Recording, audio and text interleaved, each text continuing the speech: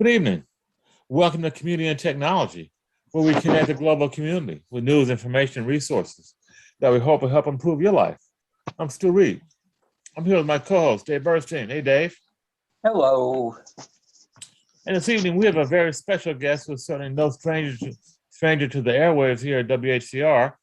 Albert Fox Cahn is the Surveillance Technology Oversight Project, or STOP, founder and executive director. He's also a practitioner in residence at NYU's Law School's Information Law Institute and a fellow at Yale Law's Information Society Project.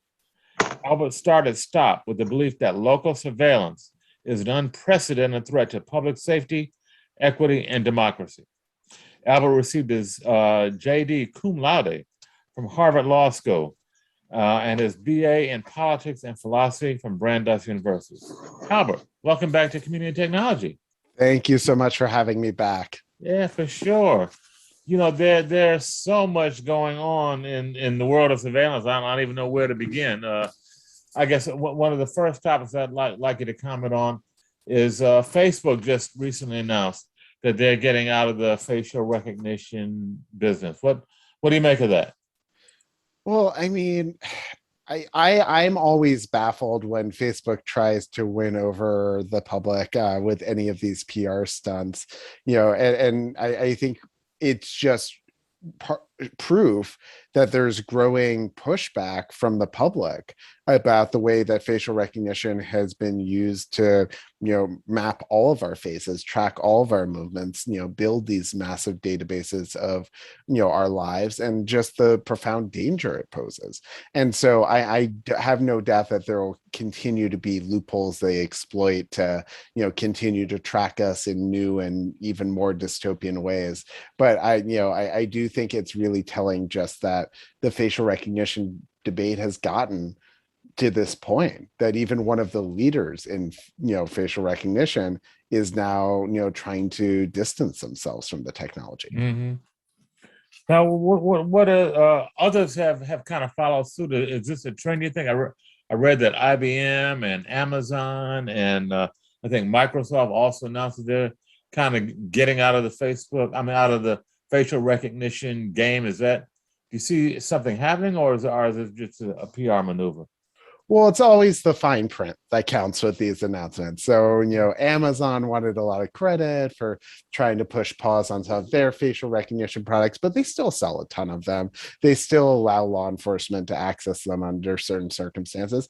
They still give it to, private groups that work with police. So, these companies want the press attention for a broad abandonment of facial recognition, but they aren't completely mothballing the technology. And I think part of what we see is it's just even though facial recognition is still profitable, it's just poison from a PR perspective. So none of these companies want to be associated with it, which I think says a lot about the amazing work we've seen around the country, around the globe, from activists who push back against this technology. Mm-hmm. Mm-hmm. Dave, did you want to chime in on that? Well, I was wondering, how much is Facebook going to be limited because they don't use facial recognition? Do they have enough other ways to get information about you for all their practical purposes?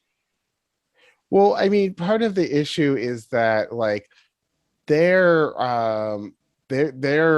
announcement actually had a lot of caveats. So they still talk about potentially needing facial recognition to verify people's identities and prevent fraud down the road. And they're still looking to incorporate it into the metaverse and all of these, new things that they're rolling out. So they the headlines keep saying that Facebook is going to be turning away from facial recognition, but the reality is that they're still collecting huge amounts of data on all of us, and they still have a ton of different ways to track us.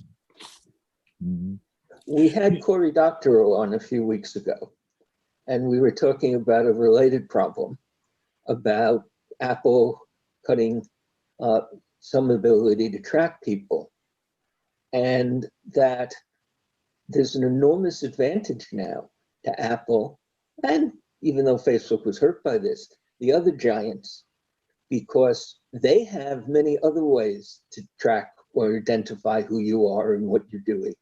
And the little companies don't. So it's a strategic advantage for the big companies to give in on some of these privacy concerns because they don't need it nearly as much as they used to. Well, and also, there have been a lot of people who've been pushing back about the way that this is misdirection by Facebook. Ari Waldman, a professor at Northeastern, has talked quite a bit about how they're using this sort of PR misdirection to try to make people feel safe that their faces aren't being hijacked anymore on Facebook's platform, but they're still going to be using this exact same technology for the metaverse, for all of these new products. And that's the area where Facebook really sees its future. That's the thing that it really sees as the thing to invest in.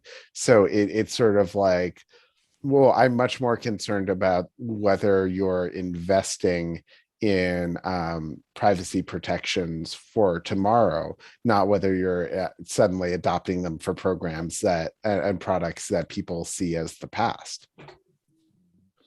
Now, one of the behemoths, from at least my looking at the landscape, is Clearview.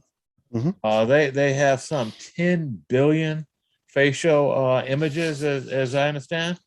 And they recently have some AI that can de-blur images and fill in the faces of folks that have masks on.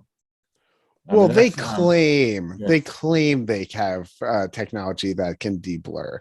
I mean, the truth is that we see a lot of marketing pitches from the surveillance vendors who are selling this technology, and Clearview AI has gotten a lot of business by doing some things that get them headlines, including very negative headlines. So, for example, they didn't collect those images by building their own database. What they did is they took the images that other people had already posted online. And so that's how they were able to amass this trove of information.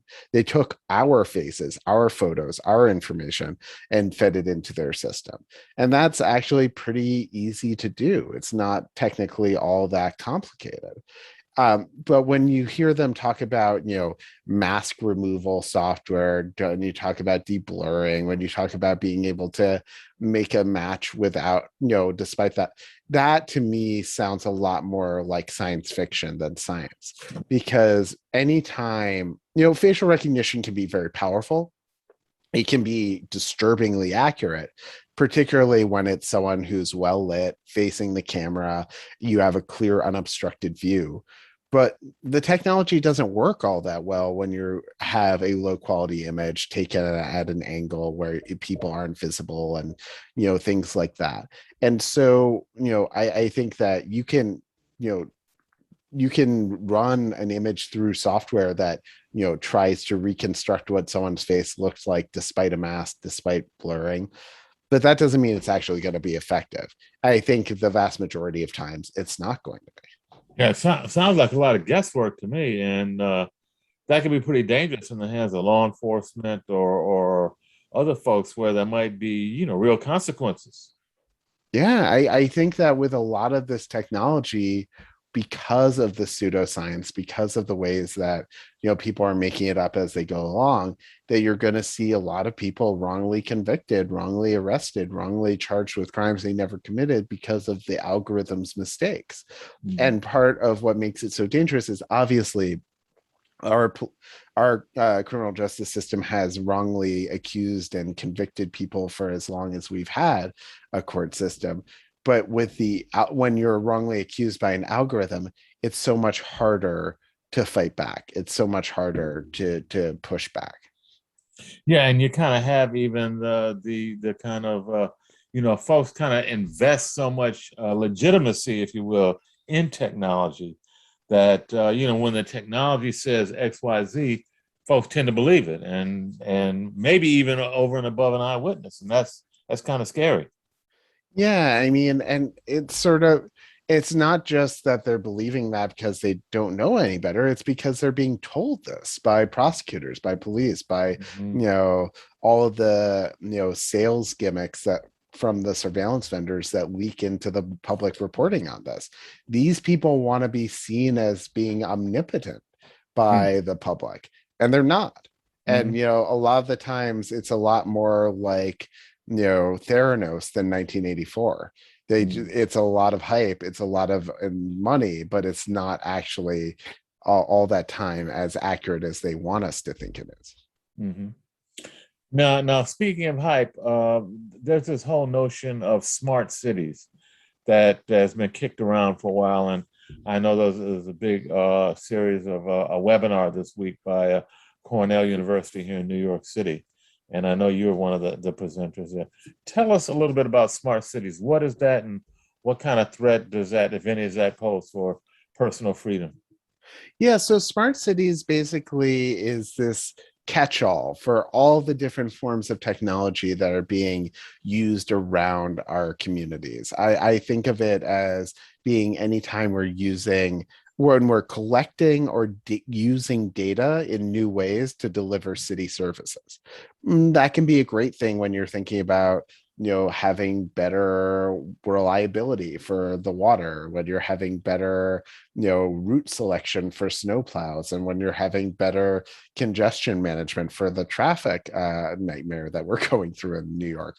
But a lot of the time that same information, either by design or by the way it's implemented, turns into a policing tool. So the same automated license plate readers that are used to collect tolls for congestion pricing, they can also be used to by the NYPD. The same, fare data from Omni that's used by the MTA to monitor how the subway is used can also be turned into a policing tool. And under our legal system, the default rule is that basically any information the city collects is fair game for the NYPD to come in and seize and take, and more often than not, to use with the permission of the city agency or the state agency that's gathering it. And so, what we try to do at my organization, STOP, is push back against the forms of smart cities technology that either are, pose an overt risk to the public because of the ways they can be weaponized by police, or where the risk it outweighs the potential benefits. And so we've been doing a lot of work there. We just had a 3-part convening series last month, and we're going to be releasing a bunch of guidelines later this year where we go through an analysis of how you can use the technology, when you can use the technology, and when people should push back and say that this is not something we want in our neighborhoods. Now, Al, what does the legislative landscape look like? I know the last time you were on a show, our show, probably a good 9 months ago, maybe more, you were talking about some pending legislation, both I think in the city and the state, that might help protect folks. Where are we with any of that stuff? Sadly, things are pretty much where they were when we last spoke. That we continue to see a lot of push for these protections, but we also see a lot of pushback from the police unions and their backers. So one of the most urgent bills that we're working on is a ban on facial recognition. We're working on a ban both at the city and state level. We're working quite closely with Giovanni Williams' office here in New York City, the public advocate, in order to push forward a municipal ban on facial recognition. We're also pushing with state lawmakers, including Brad Hoylman, for a statewide ban on facial recognition up in Albany. And really, that's one of the most urgent things that we see across the state as a way to stop police departments from running tens of thousands of searches every year of our faces using biased and invasive technology. This tech the way they use this, it never goes before the courts, and people usually don't even know when they've been arrested because of it. It's used in complete secrecy, and it's gonna get a lot of people hurt. It's gonna get a lot of people arrested who simply because of the algorithmic errors. And it's going to lead to a lot of people getting the cops called on them simply because their face is falsely flagged as matching someone else. So that's something where we're continuing to call on lawmakers to push it forward. And, I honestly think that there's a pretty good chance that the incoming mayor, the incoming city council will actually want to move forward with that ban in the coming months, because, while Eric Adams and I may not agree on a lot when it comes to policing, I do think he recognizes that a lot of these bad technologies can be dangerous and that they shouldn't have a place in our city. Mm-hmm. And for those folks who maybe haven't listened to some of our previous shows and discussions, there's a very large error rate with the Black folks in facial recognition technology, and Black women in particular, as I understand. Is that right, Albert?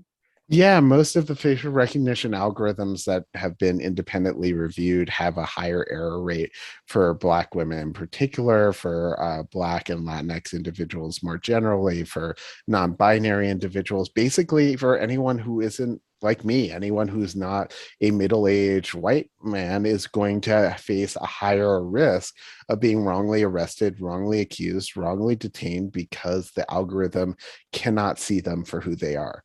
And it's not just in policing. We see the same facial recognition technology being used in schools as part of remote proctoring. We see it used at the border. We see it being used by transit officials. So this is something that is quickly permeating our society.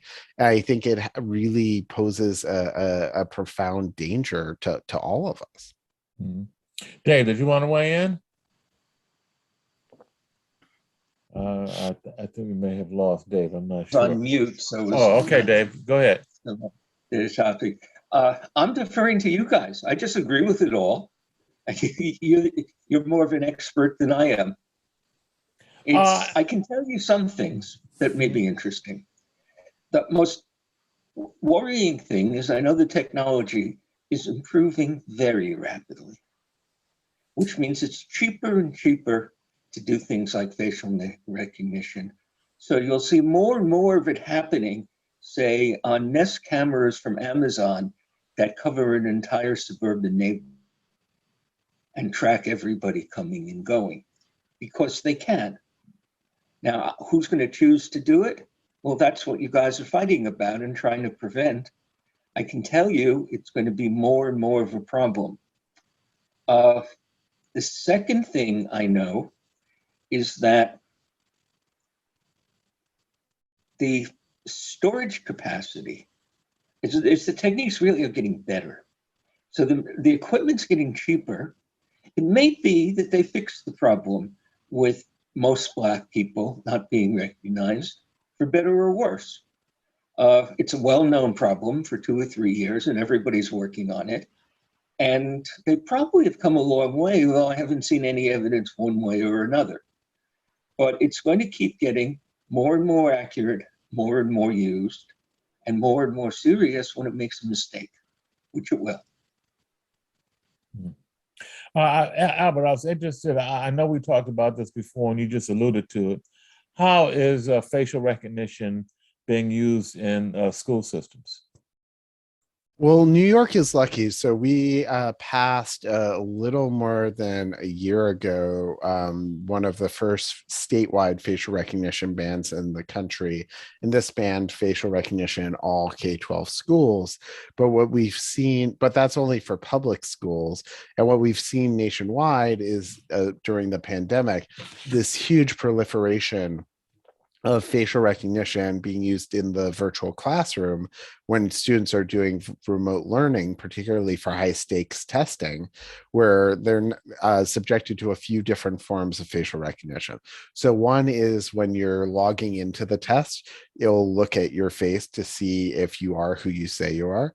And, while Dave is right that the facial recognition software is getting better in a lot of ways, it's still deeply flawed and deeply biased. And so we've heard, really heartbreaking accounts from, particularly Black women who've had to shine a bright light in their face throughout the test just to show the facial recognition software they are who they, claim to be, because the facial recognition software is so biased it can't see them as a human being. It just doesn't even detect a face otherwise. Another thing that we see is facial analytics being used, computer vision software that is trying to detect based off of your facial expressions, your movements, are you cheating during an exam? And this is, again, biased, it's error prone. It's particularly concerning for individuals with physical disabilities, people who have a facial tic or a movement disorder or any number of different physical ailments where they may not be able to sit still in a chair for an hour and a half, and simply looking upwards or moving your head side to side, these would get flagged by the AI as signs that you're cheating, and that they would be used as a reason to, potentially disqualify someone for an exam. So, again, the technology, it's just, particularly during the pandemic, it feels like it's gone everywhere. Wow. Sounds kind of out of control, Albert. I mean, that's frightening in terms of just the impact. The kids, schools, testing, police. I mean, it's all over the place. Are we going to be able to rein this stuff in? I think we are. I really do think we are. And I think that honestly, it had to get this bad for us to be able to outlaw it. Because I think, a lot of us have been saying that this stuff was coming for years now. A lot of us have been warning about the harms it would do. A lot of us have been saying that this is a threat to everything we hold dear. It's a threat to public safety. It's a threat to privacy. It's a threat to democracy. And we would be dismissed as alarmist, as the tinfoil hat club, as people who saw too many dystopian TV shows. But now it's getting to the point where you just can't ignore the severity of what's happening. You can't ignore the true extent of what's unfolding. And I do think that means that we will eventually see more and more cities, more and more states, and potentially the entire United States outlawing this technology.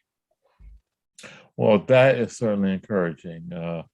We're going to take a brief break, and when we come back, I want to talk a little bit about geofencing and the insurrection at the Capitol last January, and maybe how some of this technology is helping in that regard. So stay tuned. You're listening to WHCR 90.3 FM, the voice of Harlem, Community and Technology, with Dave Burstein and Stu Reid, and very special guest, Albert Fox Cahn. We'll be right back.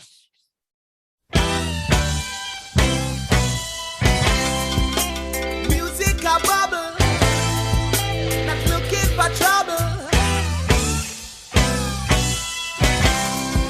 Some shekels for eye shades, just a burn up the last break.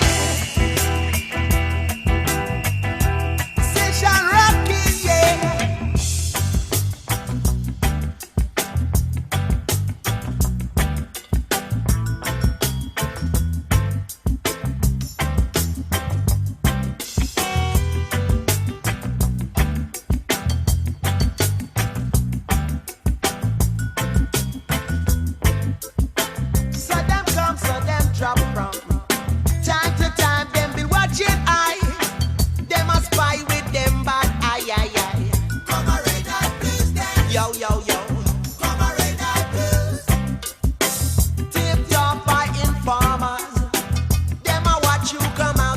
Reid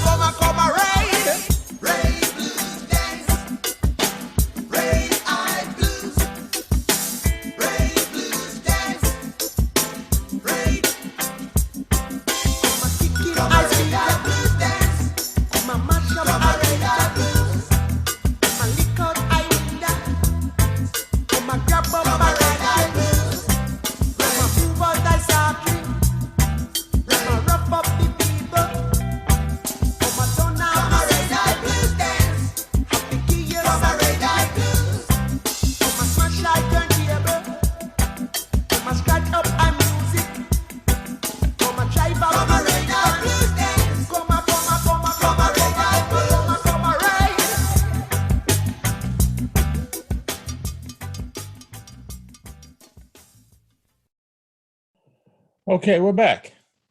Community and Technology on WHCR 90.3. Stu Reid, Dave Burstein. Special guest, Albert Fox Cahn from Stop. I wanted to talk a little bit, Albert, with you about something called geofence search warrants and geofence technology. And in particular, I know we talked about this when you were on the show 6 months or so ago, but today it's being used in the roundup of folks that were involved in the January 6th insurrection at the Capitol. And, you know, you have some folks that are kind of cheering the fact that we're able to do that. And I wonder if you could talk about that. First of all, tell us what geofence technology is. Yeah, so geofence warrants are a type of court order where you go to the judge and you say, I don't just want Dave's information. I don't just want Stu's information.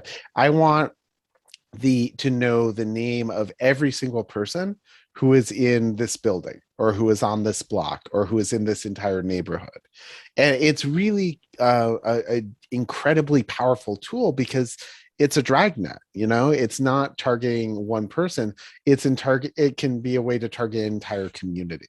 And what we've seen is that these have really just exploded in recent years. They've gone up tens of thousands of % in the number that are being used. So earlier this year, Google responded to a campaign that we led at Stop and began to publish the number of geofence warrants that they received. And it went up from fewer than 1,000 of them in 2018 to more than 11,000 in 2020. And it's now a quarter of all warrants that Google receives in the United States. So just think about it. In just a couple of years, it went from being this thing that was really rare, almost never happened. I think the first one happened in 2017. So it went from being introduced to being one of the most common ways that Google's data is being used by law enforcement. And so, it terrifies me because we've already seen it used, for example, to target Black Lives Matter protests, to identify every person who's at the site of a protest. We can see it being used in Texas to target people who go to get reproductive health care. We could see it being used to target a mosque to identify everyone who goes in for Friday prayers. It's an incredibly powerful, authoritarian surveillance tool, and now it's being used for everything from graffiti to mail theft. And so we're trying to outlaw that in New York. We have a bill that was introduced by Dan Cord and Zellner Myrie that would be one of the first in the country, actually the first in the country, to outlaw this completely. And when it comes to the way it was used in January 6th, look, when I saw folks ransacking the Capitol, I wanted us to do everything we could, everything in our power to go after them. But what quickly became clear was these people weren't trying to hide their identities. They were openly posting on social media. They were talking to the press. They were clear about who they were. And so we were able to actually identify the vast majority of them with nothing more than a wanted poster and a tip line. And so I worry that, police boosters are using the events of January 6th to justify policing tools that are abused in, to target BIPOC communities, that are used overwhelmingly to target Black communities, and using January 6th as an excuse to keep them going, even when they really weren't necessary. Briefly, Albert, just kind of break down how it works. The geofencing basically is reading your cell phone data and correlating that with Google's database as to who has phones. How does it work? So Google has three different databases of location data that they maintain on all of their users. So basically all of us. And one of them is called Sensor Vault. And this is a type of location data that they maintain only if you have your location history enabled across your Google devices. And if you enable that, what it allows Google to do is go in and to basically say who was within a geographic area during a certain time. So when we talk about geofence, that's basically you go into Google Maps and you create a box or a circle or a hexagon around a space, and you can pick any space, and then you can say if an individual, if a device, if a phone was within that within that space, identify it. And so essentially, because we're all tethered to our cell phones, where we go, our cell phones go. And so with the Google data allows you to draw a box and say, I want the name of everyone who went in that area within that part of town, over the course of a day or a week or even a month. Wow, that's scary powerful. Yeah. And it's not just Google. I mean, Google is the most frequent target, but we've seen them used to target Lyft and Uber and Apple and banks and payment platforms. And if there's an app on your phone that's collecting your data, it's suddenly something which police can use in this way. Wow. Now, I want to shift gears for just a minute. I know we only got about 5 minutes or so left before you got to run, Albert. But we've been talking about the New York and this region and the U.S., but privacy is a global issue. And I know that China just recently instituted some new data privacy law that could impact their nearly 1 billion internet users. Have you had a chance to look at that, and does that resonate with you in any way? Is that something we should be fearful of or looking at, or how do you think it's going to impact the whole global space around surveillance? Well, what we've seen is that, even though these technologies are usually installed at the state and local level, it's, adopted by a town here, a city there, it's the same technology made by the same global vendors being sold around the world.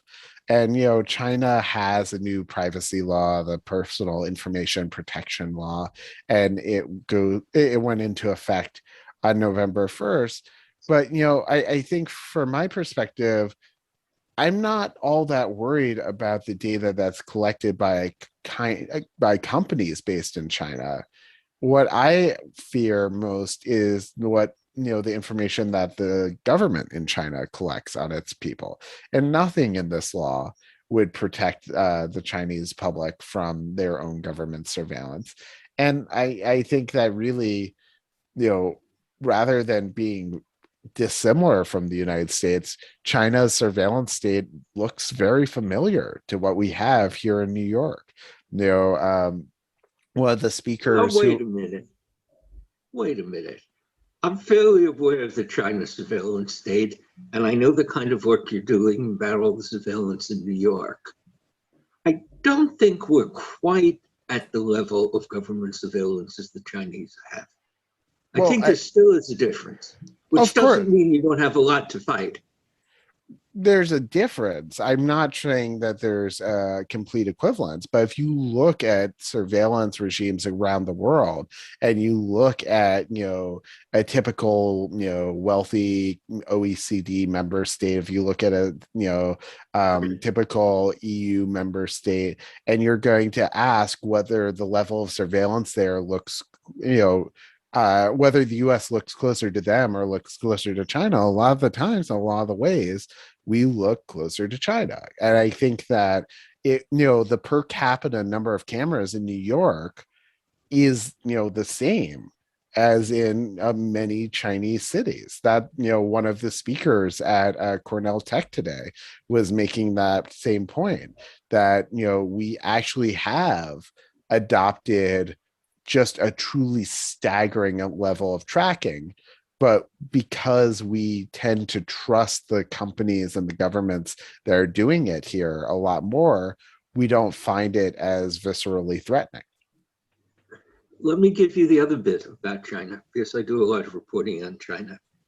It turns out that what you said is absolutely on target. The Chinese privacy law and everything in Chinese law has no restrictions whatsoever on the government. In practice and even on the wording of the law. On the other hand, it looks like what China has done in the last 6 months is much better privacy than the US or the EU against the companies. So that Alibaba and Tencent, which were doing the same things as Facebook and Google and do it very well, they're very comparable companies, all of them, now have a really tough privacy law, and it looks like the government is enforcing it. I mean, they forced the head of Alibaba to resign. And also, one of the other major Chinese companies just had the founder essentially resign under government pressure. So they're doing against the Chinese giants, both in privacy law and in competition law, the kind of thing progressive advocates in the US want, which doesn't mean that the government is not exactly the way you're describing the government. I mean, there's been growing concern that, the Chinese government would be essentially wielding this authority and other laws to crack down on those Chinese companies because they view them potentially as a geopolitical threat because of the amount of wealth and power that they have amassed. But I think that as far as as the legal systems go, though, I am licensed to practice law in New York. I am not licensed to practice law in China, and I do not want to get too far over my skis when it comes to analyzing their legal system. Mm-hmm. But before you go, Al, Al's got to go in the next few minutes. I just want him to wrap up. How you see the landscape, particularly in our region and our city, and what folks can do to help protect themselves. Well, I think we're going to see a lot of energy coming out of the new city council, the new mayor, trying to figure out how we, regulate this stuff. The technology really was given a free pass by Bloomberg, a free pass by de Blasio. And now we have to see if Eric Adams is going to do something different, if he's going to stand up to the way the police department is using this tech, and if he's going to stand up to the ways that companies are, partnering with the city to extract our data and sell it to the highest bidder. And I'm hoping that we're able to see some real progress in the months to come. Dave, you have any final questions to Albert before you have to go? I know my friends building 5G networks, some of which are going to be put on all those Google, what are we calling them? PC Link? What are those links that are, those kiosks that are out there called? Link NYC. Link NYC, which is controlled by Google, are going to be putting an awful lot of antennas out there. There's probably going to be a 5G antenna on almost every one of them within the next 2 years, and that has total location tracking built in. What do you think that's going to mean? Well, I definitely want to highlight the work of the folks at Rethink Link, they've been doing a lot to question the arrangement between the city and Link NYC. I should note that I believe at this point, Google is no longer affiliated with the Link NYC project. I'm not 100% certain about that, but I think that I'm quite concerned about the model we adopted in Link NYC, and I am concerned that you can see municipal infrastructure where the city gets to avoid any upfront costs, but you end up actually paying for these products with our data instead. Mm-hmm. And I know the technology side is getting more and more effective and cheaper, so that it actually is economically practical to put an antenna on every one of those boxes and have one heck of a wireless network, which also has implications that you're addressing. Okay, well, I want to thank you, Albert. We've been talking with Albert Fox Cahn, the founder and executive director of STOP, the Surveillance Technology Oversight Project, about the state of surveillance and facial recognition technology and a whole host of things related to Big Brother, both locally and globally. Albert, thanks so much for joining us. Thank you again for having me. Okay, and please come back again soon. Of course. Okay. Okay, well, Dave and I are going to continue for the next couple of minutes. Dave, we both attended a brief press conference today by the Deputy Secretary of the Commerce Department about the Biden administration's broadband infrastructure plan. What was your take on that? Well, I have to remind you, because I got reminded by them, that all the question and answers were completely off the record. Right. Which doesn't affect anything because they didn't say anything. Yeah, that's true too. It was really unfortunate to listen to these folks. They were all well-meaning progressives. Most of them are out of the Biden campaign itself, including the assistant secretary who's going to have $60 billion worth of patronage to give out, and is sprinkling that around the states at what's probably going to be $3 or $4 billion. No, it's going to be $5 billion in the next year with almost no control. Is a politician who doesn't know anything about broadband. He means well. I'm sure he's an honorable guy, and I hope he does a good job.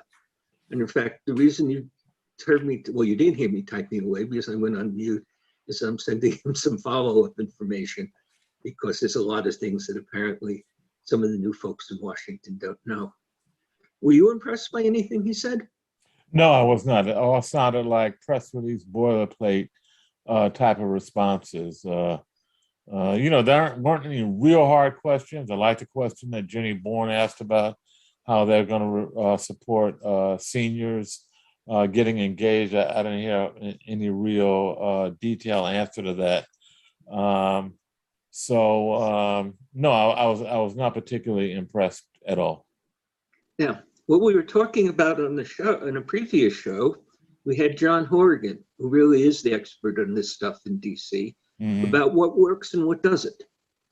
They're going to have at least $2.5 billion, and probably twice that at the moment is targeted for anybody who can convince the politicians to give them money to talk publicly about why you should hook up to broadband. So you could imagine there's a whole lot of poverty bureaucrats. There are a whole lot of ordinary bureaucrats. There are far more actually well-meaning progressives, none of whom, in my experience, have anything to offer at helping with the real problems of the poor people who aren't connected today. Yeah, you're right. I see we've just been joined by Streaming University. Are you there, Mr. Streaming U? Okay, well, maybe he's not there. Yeah, Dave, I was underwhelmed by the press conference. I didn't hear anything that we couldn't have read on their website, and I guess actually, yes. Give it to me here, because there's a heck of a lot of real good stuff I discovered when I read the 100-odd pages of the bill. The most important is that up to at least 50% above the poverty level, and I believe up to 200%, and with a whole lot of positive exceptions, like everybody in a school, if 90% of the kids in the school qualify, and so on, will be getting $30 a month to pay for their broadband. And there's actually an illegal part of the bill that just passed and Biden's going to sign on Monday, which says everybody who gets money under the program must have a low-cost offering. And they're saying that low-cost offering is going to be reasonably robust so that everybody's going to have an affordable, high-quality broadband. And that sounds good as far as it goes, but why is it illegal? Turns out another part of the bill says they can't set the prices. So they can come in, or the terms, so they can come in with, as they will, a $30 offering that has so little bandwidth available that it's not enough for 2 kids to do their schoolwork online for a month and things like that. And we've had that discussion numerous times, Dave, on this show about affordability and what is affordable. And if you're poor, some third party telling, oh, this is affordable, this is a great price. And that really just doesn't work. But we are... Yes, $30 is about twice what it cost T-Mobile or Time Warner or Comcast to give you a very good internet service that's enough for 2 kids to be in their classroom all day long and their father to be home doing his work. That's a reasonable test of something decent. That is practical. And now we have to figure out how to teach to the politicians what that really is and why they should have the courage to make that so. Okay, well, I think we got our work cut out for it, Dave. Okay, well, we're about out of time. This has been Community and Technology with Dave Burstein and Stu Reid. We had special guests today from STOC, the Surveillance Technology Oversight Project, Albert Fox Cahn. Stay tuned for more news and information on WHCR 90.3, The Voice of Harlem. See you next week, every Wednesday, 5 to 6 p.m. Community and Technology. Thanks for tuning in.